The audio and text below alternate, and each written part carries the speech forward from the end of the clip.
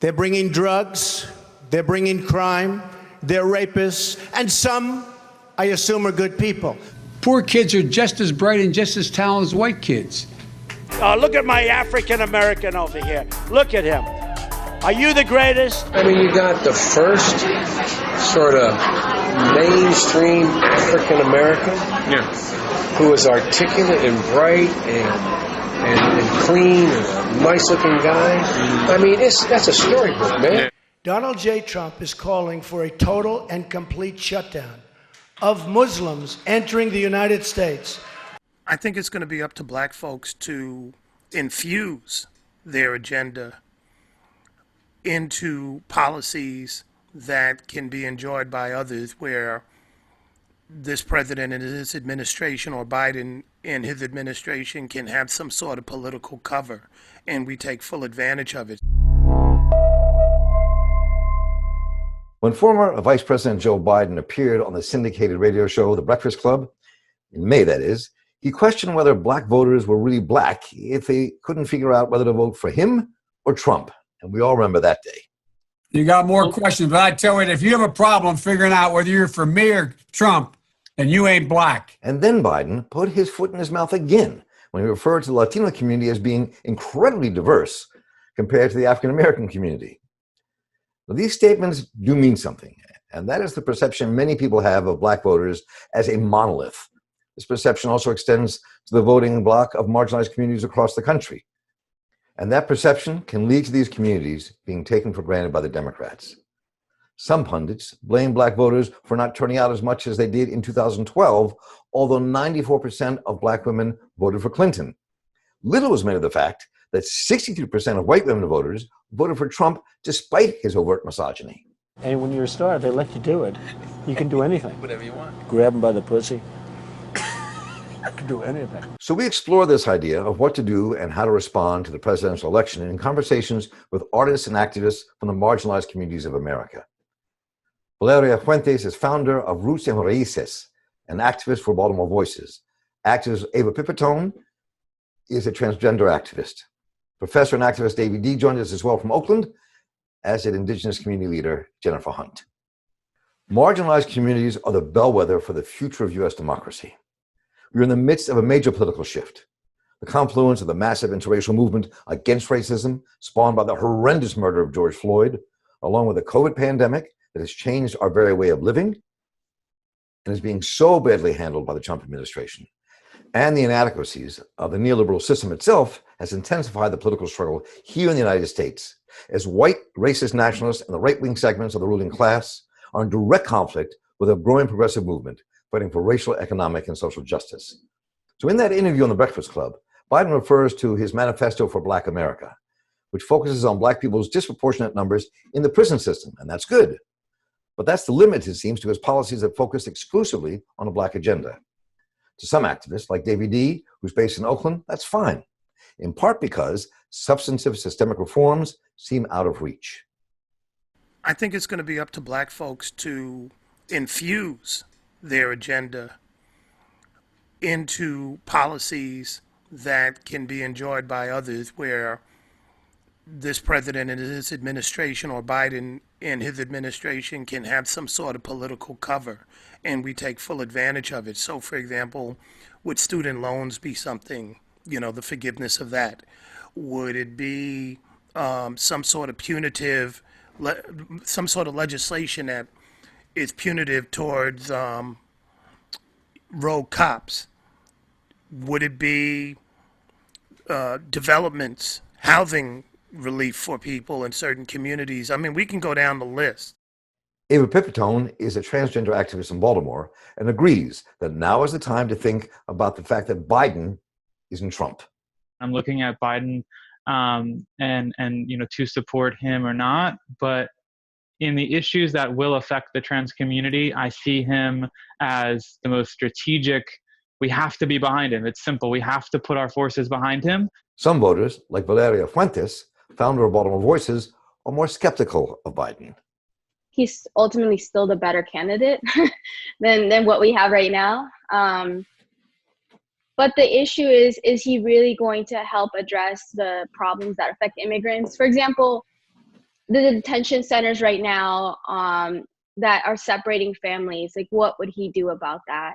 What is he going to do about all the thousands and hundreds of thousands of dreamers that are in the United States that are seeking to get an access to citizenship, you know? And I think he has a clear plan, it seems to be, on what he's going to do around the DREAM Act.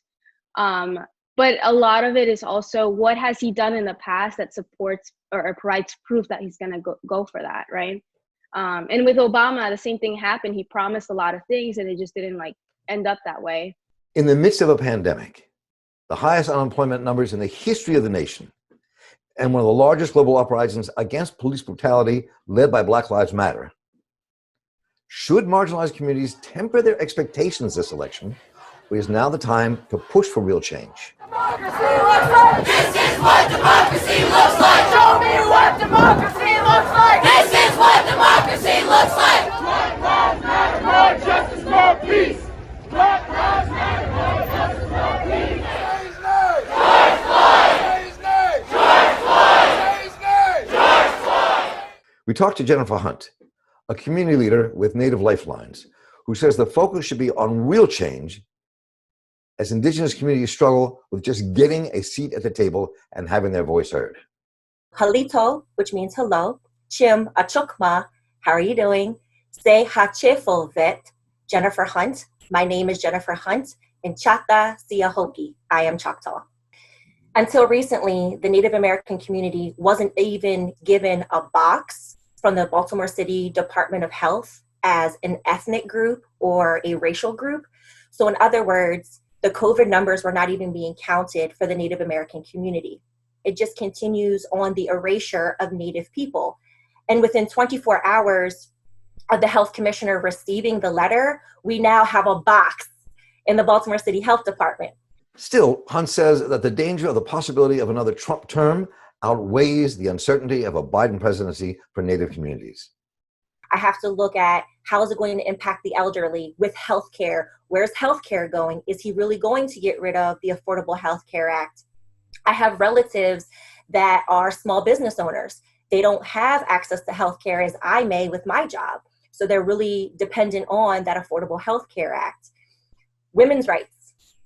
What are their viewpoints on women's rights? So when I hear a candidate call women degrading names or using derogatory terms towards women, it kind of makes me step back and say, does he really respect women? Can I be trusted? So I guess it's hard for me to single out what's really at stake. I think everything, Mark, truly really is at stake here. In what many people and people of color consider a voting option of the lesser of two evils, what are the stakes in this presidential race? What can marginalized communities do to force agendas that deal directly with their issues? It saddens me sometimes when folks say, well, this community is more oppressed than this community. Listen, we're all oppressed, right? Like, can we just agree that we're all oppressed? And let's just, I believe we really could benefit if we really just work together. If we really just seen the voting power that we have in our community, not just Indigenous, but in the Latino community, in the Black community, in the Asian community. If all folks really just stood together and locked arms and really just became together in unity and really spoke as one voice, so that the folks on Capitol Hill can really hear our voice. Because again, it's we the people, right? We're the people. We're the ones who elect these folks into office. We should make them earn our votes. And we should also hear them out. How are they going to get us over that unemployment hump? How are they going to, at the end of the day, how are they going to put food on my table and money in my pocket so that my children can have a roof over their head, so there's no food insecurity for my children, and give me confidence in a parent in knowing that I can provide for my children? At the end of the day, that's what I want to know. I believe we're witnessing a moment of intergenerational healing. And that is the greatest violation in human history, with the largest instance of chattel slavery on the planet. And right now, we have a celebration of healing, alignment, integration, and coherence being led by people that immediately experienced the violation, the Black Americans descended from slaves in this country. And that witnessing that alignment and expression is an honor. Supporting it is an even greater honor. Acquiring the trust to be in a role where you're given tasks to support is an even greater honor. And here we are witnessing this moment of joy. When we're talking about a Black agenda, we got to be clear. We're talking about poor Black people who are in the, who make a part of what is increasingly looking like a permanent underclass. What relief do those people get? Is there rent control for them? Is there rent forgiveness for them? Those are things that we have to talk about, and some of it can be explicitly Black, but if you're talking about policies that directly impact the have-nots, which is us in many ways, we're going to have to be politically astute to make those demands. And even if it doesn't say Black, we're going to have to know that it means Black and make sure that we take advantage, or that people who are going to be gatekeepers are directing things in our direction, if that's making sense. And I'm speaking as a member of the transgender community, a non-binary person myself. How do we approach this election? Well, race is at the forefront right now. So let's start with Martin Luther King Jr. and those who want peace must organize as effectively as those who want war. And this is about strategy. And it's not a time to binarize, divide, and create that hostility. We have to take those steps, and we have to buy ourselves some time. So the way you buy yourself some time is you pick the opponent that you want to fight, that you feel best equipped to fight. That's the first thing. The second thing is we should have a strategy for voting down ticket. Forget the presidency for a moment. Who's going to be the congressperson? Who's sitting on school board? Who's going to be the mayor in your city? Who's going to be on city council? Because that's where it's rocking and rolling right now. Investigations have revealed that ICE officials, amid a pandemic, have imported the virus to at least 11 countries all over the world through their deportations. Testing has been limited in their detention centers. But even with limited testing, by the second week of July, at least 3,000 positive cases were reported by ICE in those detention centers. As protests against police brutality grew all over the world, the stakes were too high for many undocumented immigrants who didn't have the same options for protesting because of fears of deportation. I was out there with Roots and Raíces about 2 years ago. We're literally waiting in the Senate chamber for them to pass the DREAM Act. And it was like excruciating 4 hours just waiting there for like them to make a decision that was this close.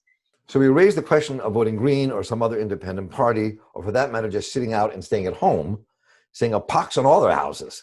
And we begin with Ava Pepitone. Don't pay taxes either, but don't complain when we have a lack of social services in the geographics where you actually are injured, right? And you need medical services. So if you want to acknowledge the existence of your physical neighbors, turn off the computer and be here with us, then you're going to have to participate in the governance system that affects how we actually bump into one another and are with one another. And I believe deeply that requires morally a participation in our electoral system. Fight with as many tools in your backpack as you can. If it means lying in the street, lie in the street. If it means kicking up dust, kick up dust. If it means breaking windows, break a few windows. If it means throwing a monkey wrench in an electoral process, then you do that as well. If Trump were to win a second term, honestly, Trump is just a puppet. Like, he says a lot of stuff. He's on Twitter blasting out random stuff, while his people are actually pushing out legislation that is actually affecting us.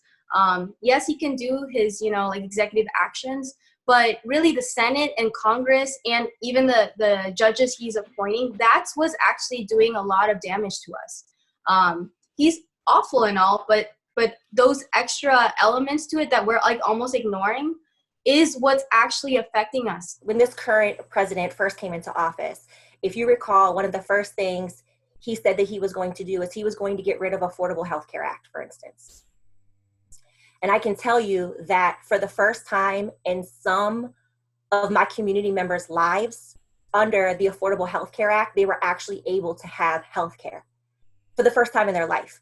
Some of them had to make a decision whether I'm going to go to work or can I come off of work just to cure my diabetes. They literally had to make those decisions. And when the previous administration, the Obama administration, enacted the Affordable Health Care Act, like I said, it was for the first time ever they were able to get health care.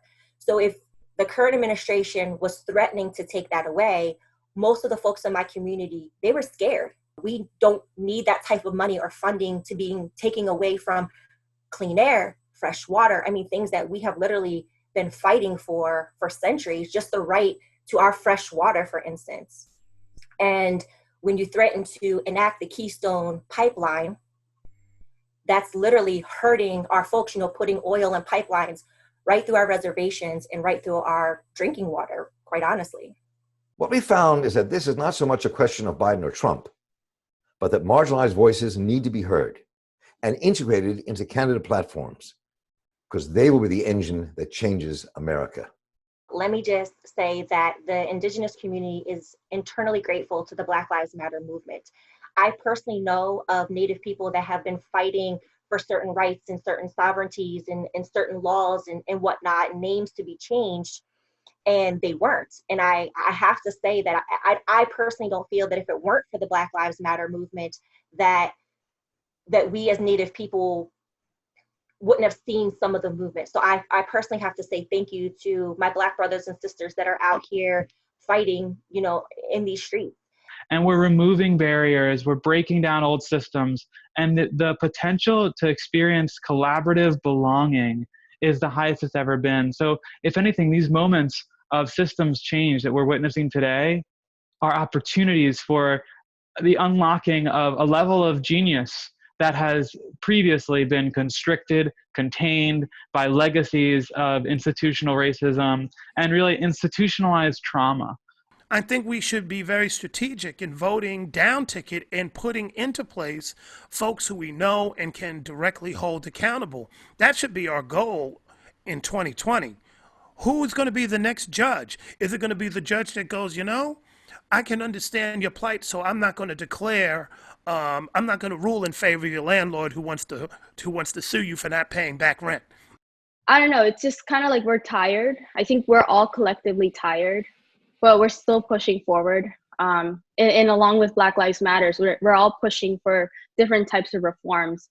So I'm really hoping Biden, stays true to what he's promising us, and it isn't just another false promise.